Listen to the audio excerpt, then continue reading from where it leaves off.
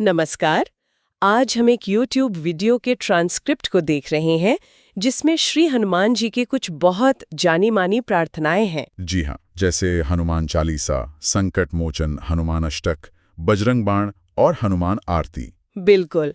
और हमारा मकसद है कि हम समझें कि ये स्रोत इन प्रार्थनाओं के जरिए हनुमान जी के बारे में क्या खास बता रहा है, उनके गुण, उनकी शक्ति। हाँ, और भक्तों के लिए उनका क्या महत्व है, ये भी। सही कहा। तो चलिए एक एक करके देखते हैं कि स्रोत इन प्रार्थनाओं के मुख्य संदेशों को कैसे सामने रखता है। बिल्कुल। और ये देखना दिलचस्प होगा कि स्रोत किन पहलुओं पर ज्यादा जोर देता है, क्योंकि हनुमान जी के कई रूप हैं ना। हाँ, तो हनुमान चालीसा से शुरू करते हैं।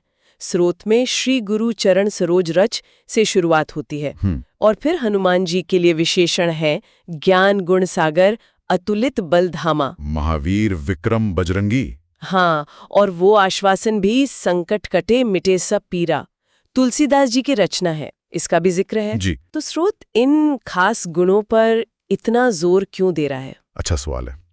देखिए, स्रोत शायद इन विशेषणों से ये दिखाना चाह रहा है कि भक्त हनुमान जी को क्यों याद करते हैं।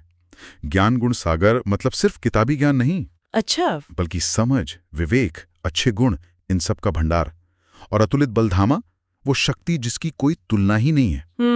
और संकट कटे मिटे सब पीरा तो सीधा आश्वासन है।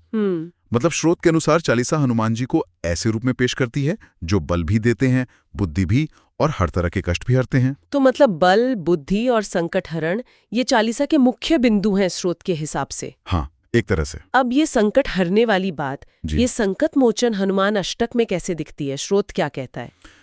नाम ही है संकट मोचन नाम थी हारो। जी हाँ। और श्रोत यहाँ कुछ खास उदाहरण देता है। जी से। जैसे लक्ष्मण जी के लिए संजीवनी बूटी लाना। पंक्ति है, आनि सजीवन हक देई सबब, लक्ष्मण के तुम प्राणुबार। अच्छा, हाँ। फिर सीता जी की खोज का जिक्र है, अहिरावण का वध है, नागपाश से मुक्ति दिलाना। ये सब उदाहरण स्रोत देता है। तो ये खास उदाहरण ही क्यों? क्या ये हनुमान जी के अलग अलग गुण दिखाते हैं, जैसे निष्ठा या शक्ति? बिल्कुल संभव है। देखिए, संजीवनी लाना उनकी तत्परता और निष्ठा दिखाता है। हाँ। सीता खोज में उनकी बुद्धि और लगन दिखती है। और अहिरावण वध या नागपाश से मुक्ति, ये उनकी अपराजय शक्ति दिखाते हैं। तो स्रोत शायद इन उदाहरणों से बता रहा है कि हनुमान जी हर तरह के संकट में रक्षक हैं। और राम जी के काम बनाने वाले भी। हाँ, श्री राम के कार्य साधक के रूप में भी उन्हें यहाँ प्रमुखता दी गई है। स्रोत के अनुसार ये अष्टक खास तौर पर मुश्किलों को दूर करने के लिए है। सही बात है। अब आते हैं बजरंग बाण पर। स्रोत में इसका जिक्र आते ही